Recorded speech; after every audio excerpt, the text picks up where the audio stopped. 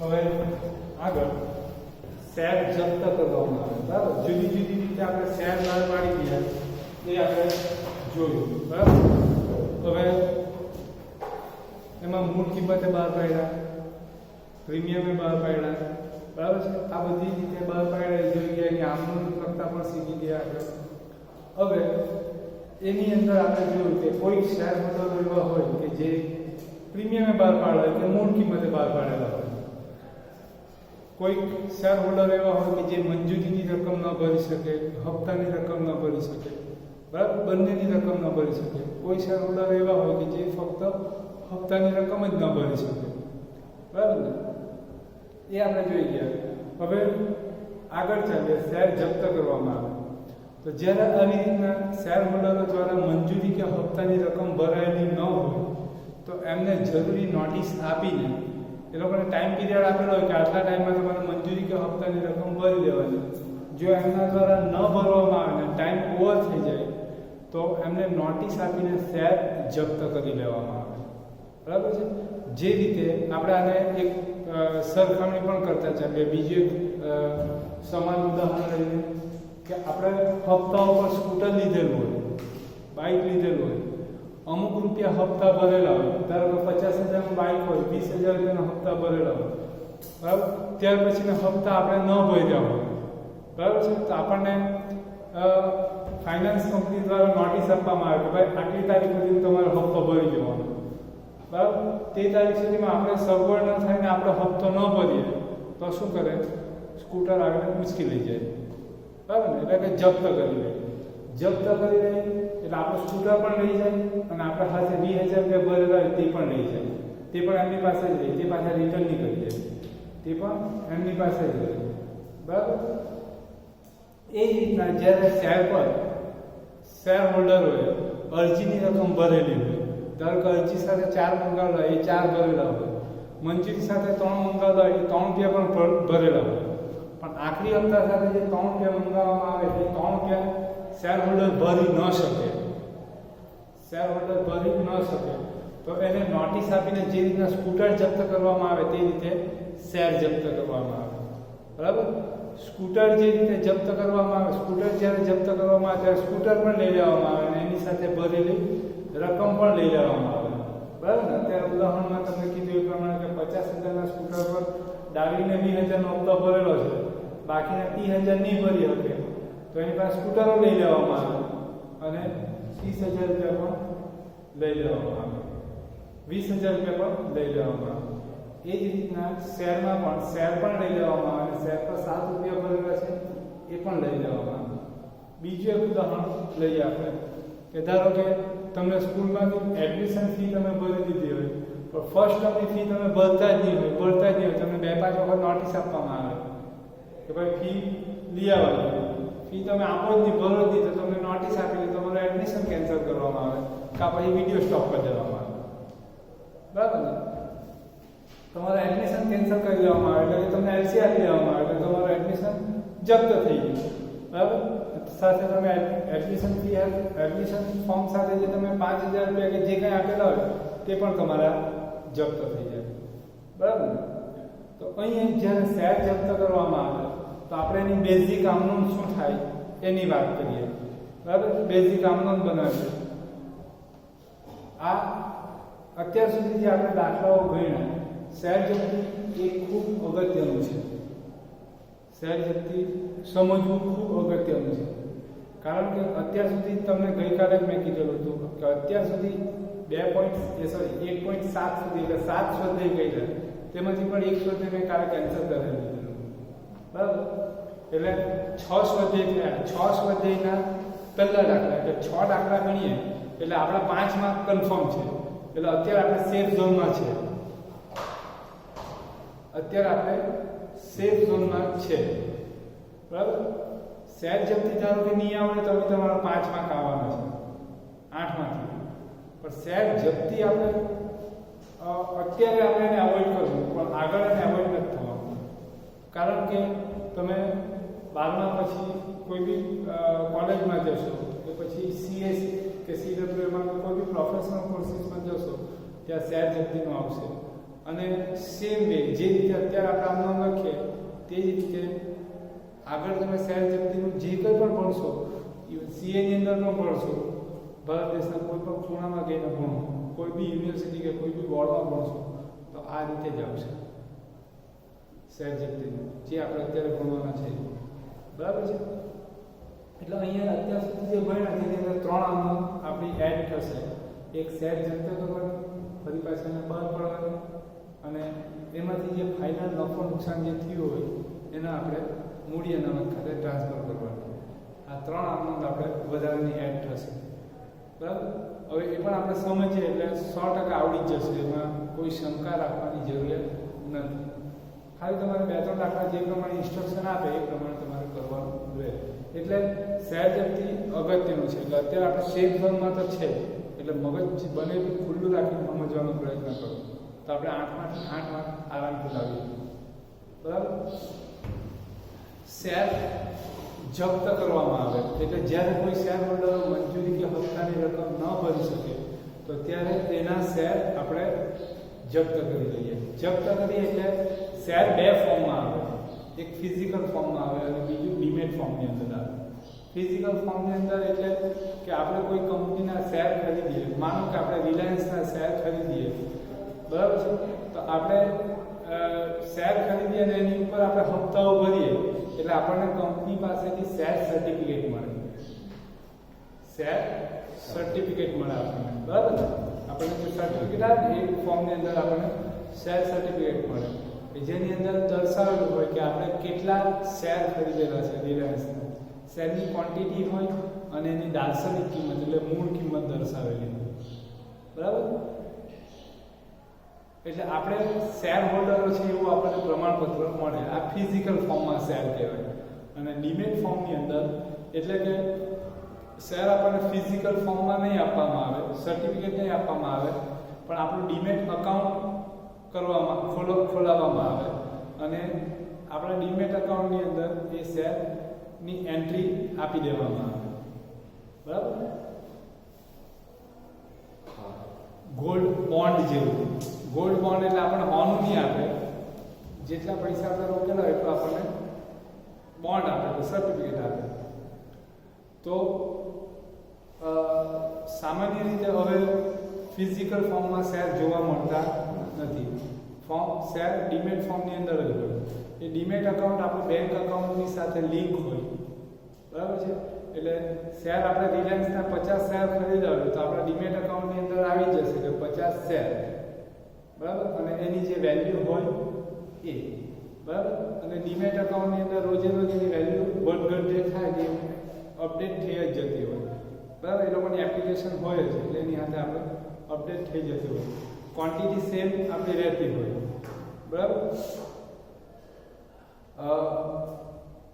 આપણે વેચી દઈએ તો એટલા શેર અંદર આપણા અકાઉન્ટની અંદરથી ઓછા થઈ જાય, એમ કે ખરીદીએ તો બીજા અંદર એડ થઈ જાય.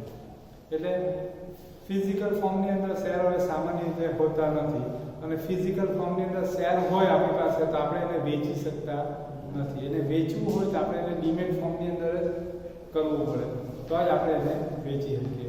અને આ ડીમેટ ફોર્મની અંદર કરવાનું કામ એ ડીપી કરે, ડિપોઝિટ પાર્ટિસિપેટર, બરાબર. આ કામ કોનું હોય? ડીપીનું હોય. હવે આ એટલા માટે આપણે જાણીએ કે આપણને ખબર પડે કે આપણે આપણી પાસે ઘણા બધા ઓપ્શન છે કોમર્સની અંદર. સિમ્પલ આપણે બીકોમ થી આવે પાસ ક્લાસ સાથે, બરાબર છે. તો હવે દરેક બેંકો આપણને ડીમેટ અકાઉન્ટની ફેસિલિટી આપે એના કસ્ટમરને. આપણે એસબીઆઈમાં ગયા તો એસબીઆઈ વાળા પણ આપણને ઓફર આપે કે તમારે આટલા રૂપિયાથી એકાઉન્ટ ઓપન કરાવો, તમને એટીએમ કાર્ડ મળશે, આ મળશે, તે મળશે, સાથે તમને ફ્રીમાં ડીમેટ એકાઉન્ટ પણ મળશે, બરાબર. આવી રીતે બધી જ બેંકો ડીમેટ એકાઉન્ટની ફેસિલિટી આપતી હોય તો આ બધી મેનેજ કરવાનું કામ કોણ કરે? ડીપી, બરાબર. એટલે એ લોકો ફરજિયાત જે બેંકો ડીમેટ એકાઉન્ટની ફેસિલિટી આપતી હોય એને ડીપી એક રાખવો પડે. એટલે એક પોસ્ટ નવી ક્રિએટ થાય. જનરલી બેંકમાં પેલા ક્લાર્ક હોય, પટાવાળા હોય, કેશિયર હોય અને મેનેજર હોય, જનરલ મેનેજર, બરાબર. સોરી મેનેજર હોય ને આસિસ્ટન્ટ મેનેજર હોય, બરાબર. આટલી પોસ્ટ હોય. હવે એક પોસ્ટ વધારે ક્રિએટ થાય ડીપી, બરાબર. એટલે આપણે આ બધી બાબતોમાં ઇન્ટરેસ્ટ હોય તો આપણે ત્યાં પણ આપણી જોબ ઓપોર્ચ્યુનિટી આપણી પાસે હોય. બીકોમ પછી બોમ્બે સ્ટોક એક્સચેન્જ ખાતે ઘણા બધા આવા શેર બજારને લગતા કોર્સો ચાલે. કોઈ કોર્સ 1 અઠવાડિયાનો હોય, ઓનલાઈન મહિનાનો હોય, 2 અઠવાડિયાનો હોય, 3 મહિનાનો હોય, 6 મહિનાનો હોય. ટૂંકા ગાળાના બધા કોર્સો હોય અને બહુ સારી આપણને જોબ ઓપોર્ચ્યુનિટી અંદર હોય. સારામાં સારું આપણે અર્નિંગ કરી શકીએ. ઘણી વખત એવું થાય કે કદાચ એક સીએ કમાતો હોય એટલું પણ આપણે કમાઈ શકીએ. એટલે એ જ સીએમાં આખી વસ્તુ જુદી છે કે હવે તો સીએ બી એટલા બધા થઈ ગયા કે એમાં બી કોમ્પિટિશન વધી ગઈ છે. એટલે હારામાં હારું ટૂંકમાં આપણે કમાઈ શકીએ. આ એક પેલું છે. તો ભવિષ્યમાં આપણે ત્યાં પણ ટ્રાય કરી શકીએ. ઓનલાઈન કોર્સ ચાલતા હોય, અઠવાડિયા દરસર એક્ઝામ આપવાની, એક્ઝામ ક્રેક કરીએ આપણે એટલે દરેક બેંકોને આ જોઈતા જ હોય ડીપી, બરાબર. અને એટલા હવે પણ આપણે અહીંયા આપણે બાજુ નહીં મળે કે એ બધા કોર્સ કરીને એ બધાનો ડીપી વધી ગયેલા હોય કે ભાઈ એમાં જોબની તક ઓછી થઈ જાય. એટલે ઘણા ઓછા લોકો આ કોર્સ કરે એટલે ત્યાં આપણને જોબ પ્રોફાઇલ આપણી સ્ટ્રોંગ થઈ શકે. તો આ ડીપી આ શેર ડિમેટ કરવાનું કામ કરે. તો હવે આપણે મુખ્ય મુદ્દા પર આવીએ કે શેર જપ્ત કરવા એટલે શું. શેર જપ્ત કરવા એટલે જ્યારે કોઈ શેર હોલ્ડરો દ્વારા મંજૂરી કે હપ્તાની રકમ ન ભરાય તો ત્યારે એને નોટિસ આપીને એની પાસેથી શેર જપ્ત કરી લેવામાં આવે. એટલે ફિઝિકલ ફોર્મની અંદર શેર આપેલા હોય તો એ શેર સર્ટિફિકેટ શેર હોલ્ડર પાસે લઈ લેવામાં આવે, બરાબર. અને ડીમેટ ફોર્મની અંદર શેર આપેલા હોય તો જે ડીમેટ એકાઉન્ટની અંદર શેર એન્ટ્રી હોય એ કાઢી નાખવામાં આવે, બરાબર. એટલે કે શેરમાંથી એનું નામ કેન્સલ કરી દેવામાં આવે, બરાબર છે. એના નામે જે શેર હોય તે કંપની ડીમેટ એકાઉન્ટની અંદરથી પાછા રિટર્ન લઈ લે, બરાબર. અને એની સાથે એણે શેર પર જેટલા પૈસા ભરેલા હોય એ પણ સાથે જપ્ત થઈ જાય. ઓ ભાઈ, વિડીયોમાં નહીં સંભળાય કંઈ પણ પ્રત્યક્ષ બોલતો છે તો સાંભળજો.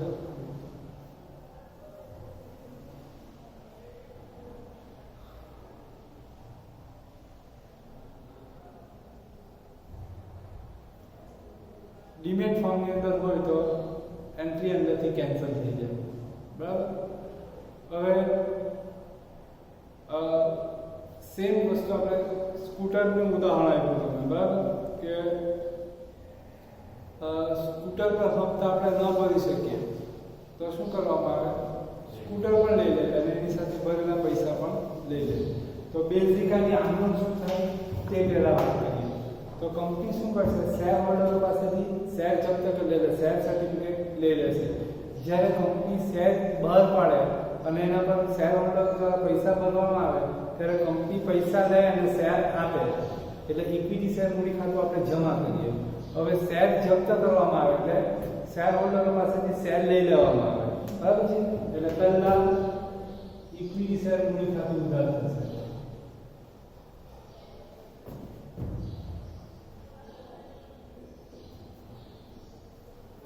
ઇક્વિટી શેર મૂડી ખાતું ઉધાર થશે, બરાબર.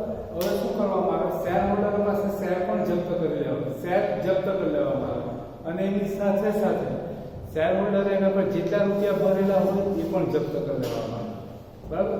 માની લો કે આપણે કંપની છે, આપણો વિપુલ શેર હોલ્ડર છે, બરાબર. આપણે 4 રૂપિયા અરજીના મંગાવ્યા, વિપુલે 4 રૂપિયા અરજીના ભરી દીધા. મંજૂરીના 3 રૂપિયા મંગાવ્યા, વિપુલે મંજૂરીના 3 રૂપિયા ભરી દીધા, આપણને આપી દીધા. વિપુલ પાસે આખરી હપ્તાના 3 મંગાવ્યા પણ વિપુલ આખરી હપ્તાના 3 ભરતો નથી. આપણે એને નોટિસ આપી કે આટલા દિવસની અંદર ભરી જવાના, નહીં તો શેર જપ્ત કરવામાં આવશે. તો એ નોટિસને પણ એ ધોઈને પી જાય છે. હપ્તો 3 રૂપિયાનો ભરતો નથી, બરાબર છે. એટલે હવે આપણે શું કરીએ કે એના શેર જપ્ત કરી દઈએ, એટલે એની પાસે શેર લઈ લઈએ, એટલે ઇક્વિટી શેર મૂડી ખાતું ઉધાર થાય, બરાબર. હવે ધારો કે શેર જે એને આપેલો તે 10 રૂપિયાની મૂળ કિંમતનો હોય તો ઇક્વિટી શેર મૂડી ખાતે 10 રૂપિયા, બરાબર. એ શેર પણ એની પાસે લઈ લેવામાં આવે, બરાબર. અને સાથે સાથે એણે જે 7 રૂપિયા ભરેલા છે તે પાછા એને રિટર્ન નથી કરવાના, એ 7 રૂપિયા પણ આપણી પાસે રવા દેવામાં આવે, બરાબર છે. તો ઇનિશિયલ સ્ટેજ પર એટલે પહેલા સ્ટેજ પર આ 7 રૂપિયા કંપની તરીકે આપણને નફો થયો, બરાબર ને? કારણ કે જ્યારે આપણે 7 લીધેલા એની પાસે ત્યારે અમે શેર સર્ટિફિકેટ આપેલું, બરાબર? હવે તો શેર સર્ટિફિકેટ પણ આપણી પાસે આવી ગયું, ₹7 પણ આપણે પાસે રહેવાના. એટલે ઇનિશિયલ સ્ટેજ પર એ આપણો શું થાય? નફો થાય, બરાબર? સ્કૂટરના ઉદાહરણ આપણે ખરીએ, આપણે ફાઇનાન્સ કંપની છે, આપણે ફાઇનાન્સ પર સ્કૂટર આપેલું છે, બરાબર છે? 50,000 સ્કૂટર આપેલું છે, તો ડાર્વીને ₹20,000 હપ્તો ભરેલો છે, પછી એ ભરતો નથી, એટલે આપણે નોટિસ આપીને એની પાસેથી સ્કૂટર બી લઈ આવીએ, ₹20,000 પણ આપણી પાસે જ રહે. એટલે આપણી વસ્તુ જે વેચેલી તે પણ આપણી પાસે આવી ગઈ, એટલે ₹20,000 પણ આપણી પાસે જ રહ્યા. એટલે પહેલા સ્ટેજ પર, ફર્સ્ટ સ્ટેજ પર એ આપણો શું થયો કહેવાય? નફો થયો કહેવાય, બરાબર? હવે જનરલી આપણે નફો ની એન્ટ્રી ક્યાં કરીએ? કોઈ બી એન્ટ્રી કરીએ તો એ 3 જગ્યાએ છેલ્લે આવે. ગમે ત્યાં તમે એન્ટ્રી કરો હોલસેલની, છેલ્લે બધું અફરાય ફોકાઈને ના આવે, વેપાર, નફા નુકસાન ને પાકા સૂત્ર, બરાબર? તો આપણે ફાઇનલ ક્યાં આવે તેની વાત કરીએ તો નફો થયો, તો જનરલી આપણે નફો ક્યાં લખીએ? નફો ક્યાં લખીએ? ચોખ્ખો અને કાચો નફાની બધી વાત જવા દેવું. નફો ક્યાં લખીએ? નફો નફા નુકસાન ખાતામાં લખીએ. નફો ક્યાં લખીએ આપણે? નફા નુકસાન ખાતામાં, બરાબર? હવે આપણે 11મા ધોરણમાં ભણી ગયેલા બિન વેપારી સંસ્થાના હિસાબો, બરાબર? જેની અંદર આપણે જોઈ ગયેલા કે ખર્ચ 2 પ્રકારના હોય, મૂડી ખર્ચ, મહેસૂલી ખર્ચ. એ રીતના આવક 2 પ્રકારની હોય, મૂડી આવક અને મહેસૂલી આવક, બરાબર ને? એટલે કે નફો નફા પણ 2 પ્રકારનો હોય, એક મૂડી નફો અને બીજો મહેસૂલી નફો, બરાબર? નફો 2 પ્રકારના હોય,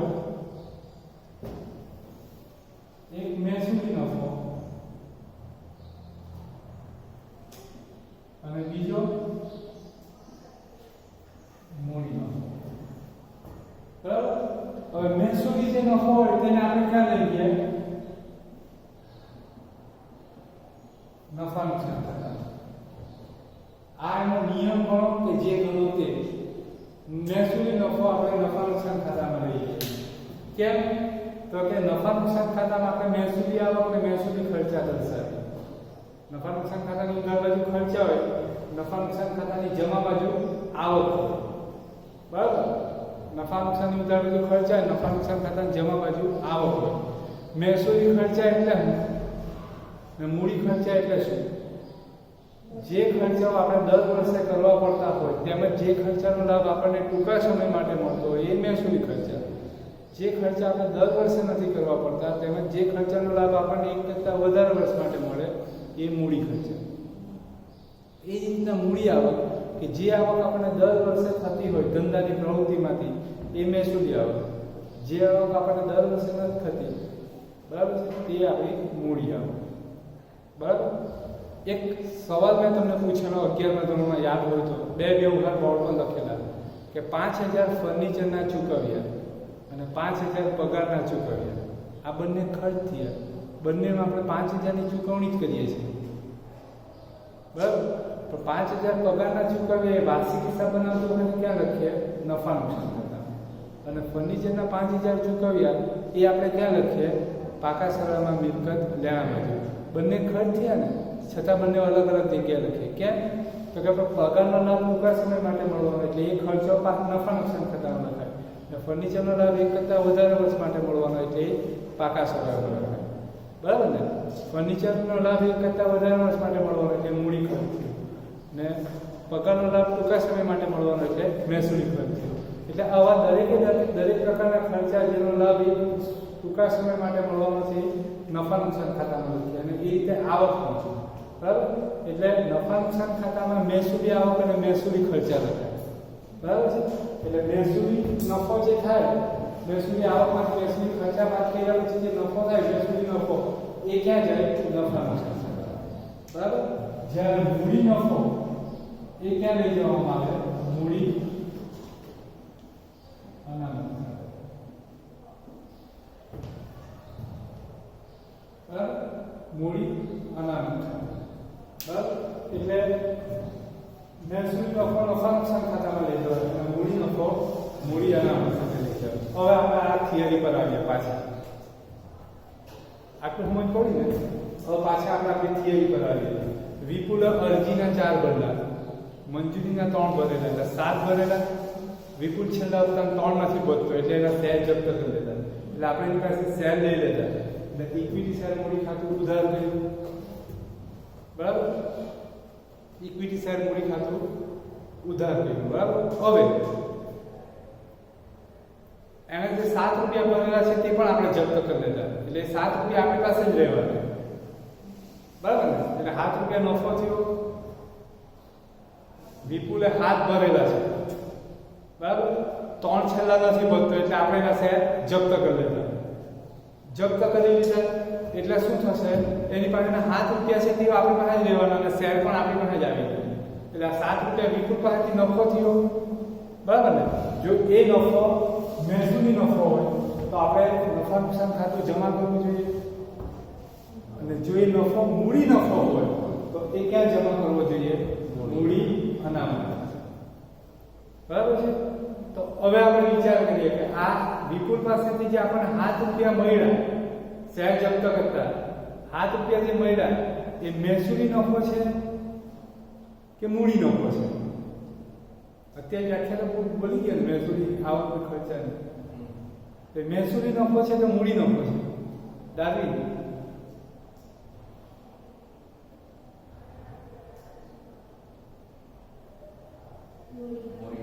મૂડી નફો. બરાબર?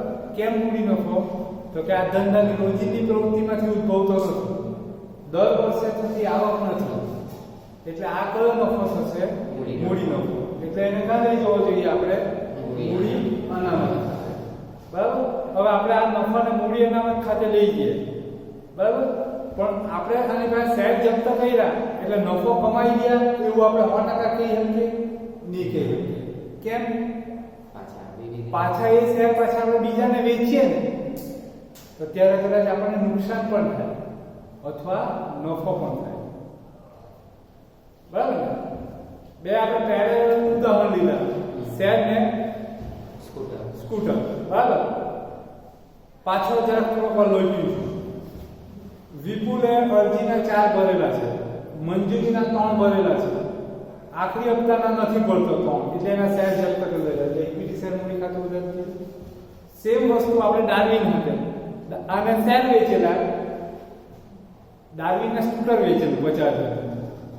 બરાબર? ડાર્વિને ડાઉન પેમેન્ટના 10,000 ભરેલા. બરાબર? પછી પહેલો હપ્તો 5,000 ના આવ્યો તેવો ભર્યો, બીજો હપ્તો 5,000 ના આવ્યો તેવો ભર્યો, એટલે એને 20,000 ભર્યા. બરાબર? બાકીના બાકી છે 30,000. ડાર્વિનને આપણે કહીએ કે ભાઈ તો ટાઈમ ટેકર હપ્તો બધે ડાર્વિન હપ્તો નહીં ભરે એટલે આપણે એનું સ્કૂટર જપ્ત કરી દઈએ. બરાબર ને? એટલે સ્કૂટર આપણી પાસે આવી જશે. સ્કૂટર ખાતે ઉધાર. આની પાસે શું લઈ લેતું આપણે? ઇક્વિટી શેર લઈ લેતા એટલે ઇક્વિટી શેર ખાતે ઉધાર. બરાબર? ડાર્વિન પાસે શું લઈ લેતું? સ્કૂટર લઈ લેતું એટલે સ્કૂટર ખાતે ઉધાર. બરાબર? હવે ડાર્વિને 20,000 રૂપિયા ભરેલા. બરાબર? તે પાછા આપણે રિટર્ન કરવાના નથી એટલે ફર્સ્ટ સ્ટેજ પર એ 20,000 રૂપિયા આપણો નફો થયો. બરાબર? આને 7 રૂપિયા ભરેલા એ પાછા આપણે રિટર્ન જ કરવાનું એટલે 7 રૂપિયા નફો થયો. બરાબર? સ્કૂટરનું ઉદાહરણ આપણે એટલા સારું એટેચ કર્યું કારણ કે આપણને એમાં પ્રેક્ટિકલી ખબર પડે. ફાઇનાન્સ કંપનીના સ્કૂટર ઉઠી લઈ જાય, શોરૂમ પર લઈને મૂકી દે, પછી શું કરે લોકો? પાછા બીજા કસ્ટમર મળે તેને રી ઓપ્શન કરીને એ લોકો વેચી દે, રીસેલ કરી દે. નહીં તેમ જ જો પડી રહેવા દે તો એ તો નુકસાન થાય ને. નફો કઈ રીતના થાય? કારણ કે કંપની વાળી સ્કૂટર મૂકેલો હોય 50,000 અને એના તો કવર થાય 20,000. એને પાછો એ વેચ છે તોય તો નફો કમાય, પાછું એને રીસેલ કરવું પડે ને. બરાબર ને? એટલે પાછું રીસેલ કરીએ ત્યારે પાછું નુકસાન થવાની સંભાવના રહે, કાં તો નફો થવાની પણ સંભાવના રહે, કાં તો ઇક્વલ પોઝિશન પર પણ રહીએ. તો આમાંથી એક કન્ડિશન આવવાની. બરાબર? એટલે અત્યારે જે આપણે નફો થયો તમારી પાસેથી, બરાબર, ઇનિશિયલ સ્ટેજ પર જે પહેલો નફો થયો તે કે આની પાસેથી 7 રૂપિયા વિપુલ પાસેથી 7 રૂપિયા ભરેલા છે તે આપણી પાસે છે ને પેલાના 20,000 આપણી પાસે છે. બરાબર. એટલે પહેલા આ નફો થયો, એ નફો મૂડી નફો છે. ડાબી પાસેથી જે જપ્ત કરતા તે બી મૂડી નફો છે અને આ બી મૂડી નફો છે.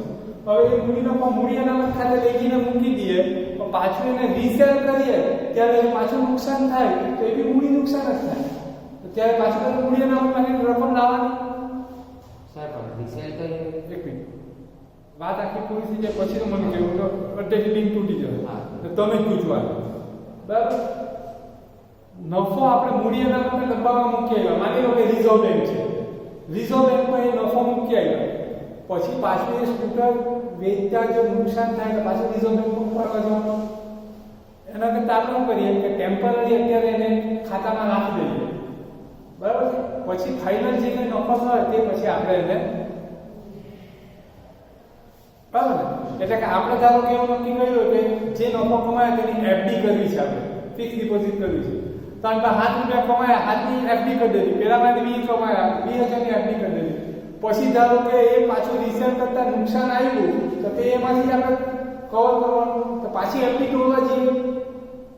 એના કરતા આપણે રાહ જોઈએ કે અત્યારે એ જે નફો છે એને આપણે એફડી કરવાની જગ્યાએ, એટલે કે મૂડી અનામતમાં મૂકવાની જગ્યાએ એને ટેમ્પરરી એક અકાઉન્ટમાં મૂકી દઈએ, બરાબર છે. અને એ ટેમ્પરરી અકાઉન્ટ એટલે એનું નામ આપણે આપીએ શેર જપ્તી ખાતું, બરાબર. વિપુલ તારા સવાલનો જવાબ આપું જ્યારે મને બતાવી દઉં તે શેર જપ્તી ખાતું, બરાબર. આ નફો આપણે થયો કે મૂડી અનામત ખાતે લઈ જવાની જગ્યાએ આપણે ટેમ્પરરી એક અકાઉન્ટમાં મૂકી દીધો શેર જપ્તી ખાતે. ₹7 નફો છે એટલે 7 ને ઘટે ₹3 તેમાંના બાકી હપ્તા ખાતે 3, બરાબર. એટલે આમનો આખો મતલબ એવો થાય કે આની પાસે ₹10 શેર વિપુલ આપેલો તો તે લઈ લેજો, એમાં ₹7 પાછી મળેલા હતા તે નફો છે તે આપણે ટેમ્પરરી અત્યારે એક અકાઉન્ટ શેર જપ્તીમાં મૂકો અને ₹3 પાછી લેવાના બાકી છે, બરાબર. હવે ડાબીમાં પણ જે રીતે છે કે સ્કૂટર 50,000 નું છે, આ નફો છે 20,000, તે આપણે ટેમ્પરરી નફો કરીને શેરની જગ્યાએ ખાલી એમાં જપ્તી રાખીએ. કાકા સ્કૂટર ઉઠાવવું છે એટલે શેર જપ્તી નહીં કરવું. 20,000 તે બાકી હપ્તા ખાતે કેટલા, બરાબર. હવે વિપુલના શેર આપણે રીઇશ્યુ કરીએ, એટલે કે પાછા બહાર પાડીએ, બરાબર. પાછા બહાર પાડીએ ત્યારે આપણે ઓફરથી બહાર પાડીએ, બરાબર. ઓફરથી બહાર પાડીએ, બરાબર. ધારો કે આપણે હંસરાજને આપણે શેર આપીએ, બરાબર. હંસરાજને ઓફર આપીએ આપણે કે ₹10 નો શેર છે, બરાબર. ₹10 નો શેર છે, જો જોઈતા હોય તને તો ₹6 અમે આપીશું, બરાબર. ₹6 આપીશું. આપણે રીસેલ કરીએ ત્યારે ₹6 ને આપણે આપીએ, બરાબર. તો ₹6 ને આપીએ તો એ ₹6 એ ખરીદી લે, બરાબર. આમ જોવા જાય તો હંસરાજને આપણે ₹6 શેર આપી દીધો. ₹10 નો શેર જે વિપુલ પાસેથી જપ્ત કરેલો છે તે આપણે કોને આપી દીધો? હંસરાજને. એટલે એની આમનો શું થશે? શેર જશે એટલે ઇક્વિટી શેર મૂડી ખાતું જમા થશે. ને એ શેર આપણે આપીએ વેચાતો ₹6 એટલે એ ₹6 આપણને આપશે એટલે બેંક ખાતું ઉધાર થશે, બરાબર. હવે એને 10 નો શેર આપણે કેટલામાં આપ્યો? 6 માં આપ્યો, બરાબર ને. એટલે ₹4 ને શું કર્યું? ડિસ્કાઉન્ટ આપ્યું, વટાવ આપ્યો, આપેલ વટાવ, બરાબર ને. આ વટાવ પણ બે પ્રકારનો હોય, મહેસૂલી, મૂડી. મહેસૂલી વટાવ હોય તો એ ક્યાં જાય? નફા નુકસાન ખાતે. મૂડી સ્વરૂપનો વટાવ હોય તો એ ક્યાં જાય? મૂડી અનામત ખાતે. આ ચેપ્ટર પૂછતું નહીં હકે ભાઈ, બધા ચેપ્ટરના જ્યાં સુધી ભણતા સુધી યાદ રાખવાનું કે નફો, મહેસૂલી નફો નફા નુકસાન માટે, અને મૂડી નફો કોઈ પણ રીતે શેર જપ્ત કરતા નફો થયેલો હોય, જમીન વેચતા નફો થયેલો હોય, મકાન વેચતા નફો થયેલો હોય, કોઈ બી રીતે નફો થયેલો હોય, મૂડી સ્વરૂપનો નફો એ મૂડી અનામત ખાતે જાય, બરાબર? એટલે આ વટાવ કયો નુકસાન ગણી આપણે મૂડી નુકસાન. બરાબર? એટલે મૂડી નુકસાન આપણે મૂડી અનામતમાંથી માંડી વળવાનું. બરાબર? એટલે એને કા લઈ જઈએ મૂડી અનામત ખાતે. બરાબર? મૂડી અનામત ખાતે પણ આપણે તો જે નફો કમાયેલા તેમાંથી આપણે કવર કરવાનું છે. નફો કમાયેલા તે આપણે નફાનું મૂડી અનામતમાં થોડો મૂકી આવેલા છે. એ તો આપણે ટેમ્પરરી ખાતામાં મૂકેલો છે. શેર જપ્તી. બરાબર? શેર જપ્તીમાં મૂકેલો છે. એટલે એ નુકસાન ક્યાંથી લેવાનું? શેર જપ્તીમાંથી. એટલે શેર જપ્તી ખાતે ઉધાર તે. એવું નથી કે હંસરાજને આપણે ડિસ્કાઉન્ટેડ શેર આપીએ. 10 રૂપિયાનો શેર 50 ઓફર કરીએ. એવી કંપની હોય તો રીસેલમાં પણ લેવા તૈયાર હોય વધારે આપીને પણ તેની ચર્ચા આપણે દાખલા પણ ત્યારે કરવું. બરાબર? અત્યારે એનું કામ નથી. તે શેર જપ્તી ખાતે, તે ઇક્વિટી શેર મૂડી ખાતે. આ બહાર પડેલા તેની આમ વિપુલ પાસેથી જપ્ત કરેલા શેર આપણે હંસરાજને આપ્યા. એટલે આપણી પાસેથી શેર જવાના એટલે ઇક્વિટી શેર મૂડી ખાતું જમા થવાનું 10 રૂપિયા. હંસરાજને 6 રૂપિયામાં શેર આપ્યો. હંસરાજને 4 રૂપિયા વટાવાય. એટલે કે નુકસાન થયું હંસરાજ. બરાબર? નુકસાન આપણે ક્યાંથી કવર કરવાનું? જે નફો કમાયેલા તેમાંથી. જે નફો કમાયેલા તે આપણે કામ શેર જપ્તીમાંથી. એટલે શેર જપ્તીમાંથી જે નુકસાન આપણે કવર કરવાનું. બરાબર? શેર જપ્ત થઈ ગયા, પાછા બહાર પડી ગયા. એટલે આખો કેસ પૂરો થયો. હવે ફાઇનલી આપણે જે ટેમ્પરરી અકાઉન્ટ હતું તેને આપણે ક્લોઝ કરી દઈએ ને એમાં જે નફો રહે એની આપણે એફડી કરી દઈએ. એટલે કે મૂડી અનામતમાં ટ્રાન્સફર કરી દઈએ. એટલે ત્રીજી આમત આપણે લખવી પડે શેર જપ્તી ખાતે ઉધાર તે મૂડી અનામત ખાતે. ફાઇનલી આપણે કેટલા કમાયા? વિપુલ પાસેથી 7 કમાયા અને હંસરાજને શેર આપતા 4 ખોયા. ફાઇનલી નફો કેટલો રહ્યો? ને 3.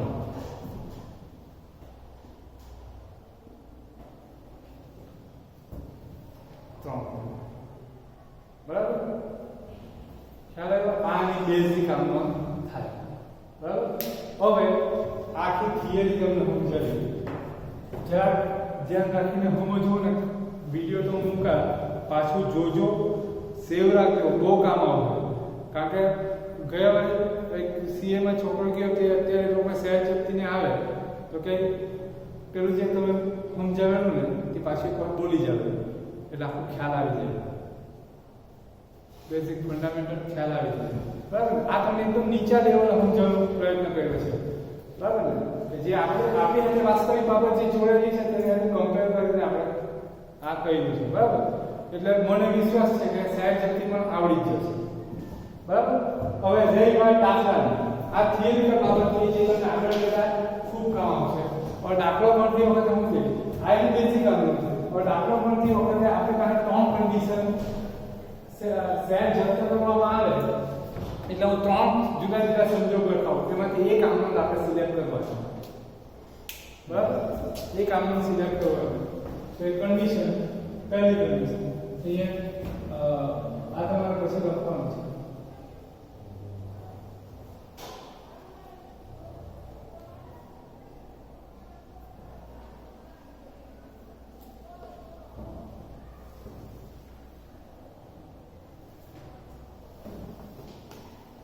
પહેલી કન્ડિશન જ્યારે શેર મૂળ કિંમતે બહાર પાડવામાં આવે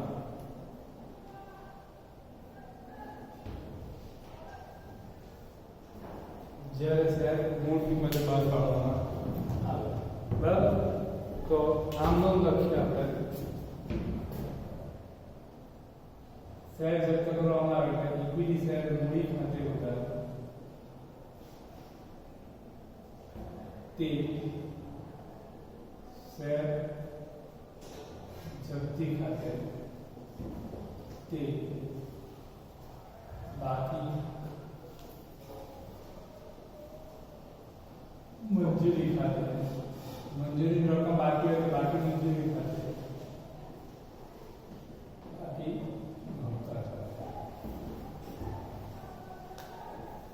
આગળ બીજી કન્ડિશન, જ્યારે શેર પ્રીમિયમે બહાર પાડેલ હોય અને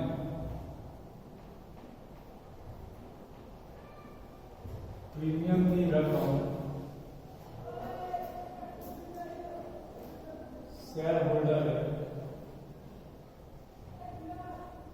ભરી દીધેલ હોય ત્યારે, બરાબર? તો ત્યારે કઈ આવવાનું શેર સેમ જ આવવાનું આ બંને કન્ડિશનમાં આમાં સેમ જ ઇક્વિટી શેર મૂડી ખાતે ઉધાર કે શેર જપ્તી ખાતે તે બાકી મંજૂરી ખાતે તે બાકી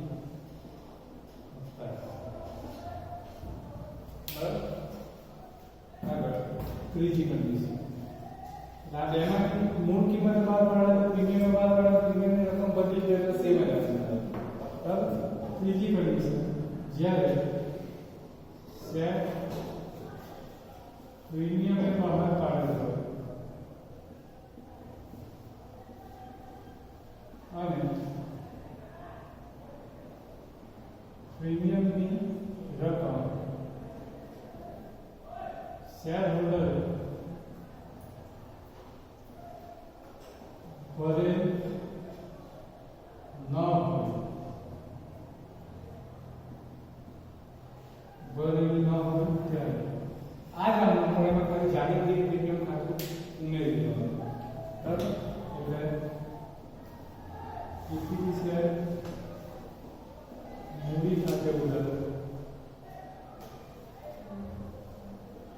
જામીનની પ્રીમિયમ ખાતે ઉધાર તે શેર જપ્તી ખાતે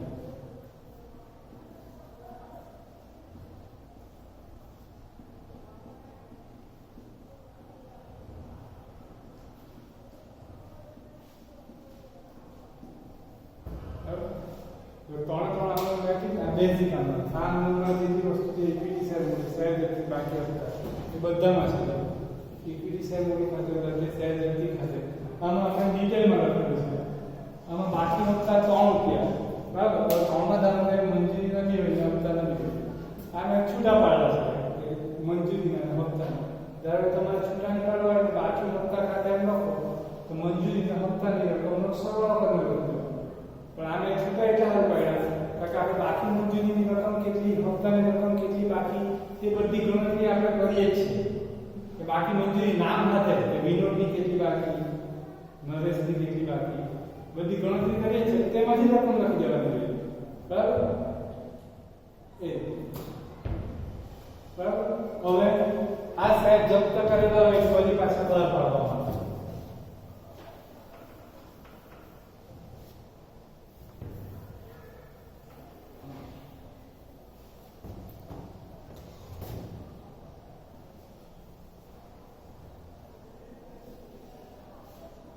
જપ્ત કરે શેર ફરી બહાર પાડવામાં આવે.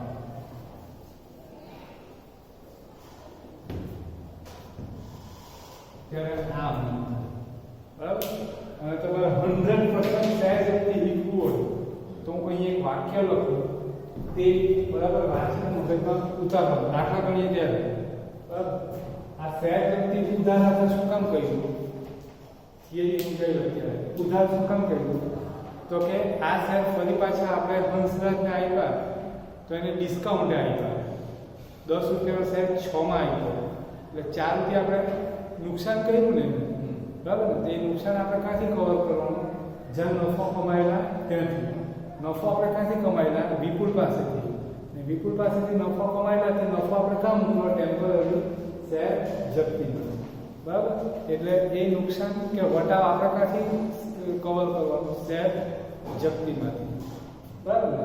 એટલે આ આમ જોવા જઈએ તો શેર જપ્તી ઉધાર એટલે એનો બીજો શબ્દ આપણે એ લખી શકીએ, નવા શેર બહાર પાડતા